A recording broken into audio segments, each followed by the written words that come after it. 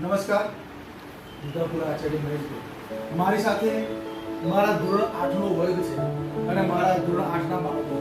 આજે વર્ગમાં 28/6/2024 ના રોજ વર્ગમાં એક પીરિયડ લેતા પહેલા ગુજરાતીમાં વાંચન કોનું સારું છે એની ચકાસણી કરવામાં અને એ વાંચન ચકાસણી કરતા આ વિદ્યાર્થીઓમાંથી તો કે દીપાલીનું વાંચન એકદમ સ્પષ્ટ અને ચોખ્ખું છે.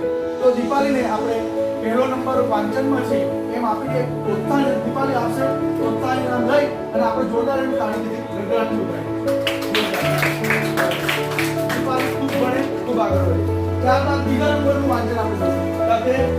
બીજા નંબરનું વાંચન દિવ્યેશ કુમાર આગળ આવશે અને એ પણ ખૂબ ભણે, ખૂબ આગળ વધે. જોરદાર આટલા પ્રોત્સાહન ખૂબ પાડે. આમ દીકરી આપે તમને પાછું એમ ના થવું જોઈએ જ્યારે તમને સાહેબે નહીં આપે તો તમારે લેવા માટે શું કરવાનું?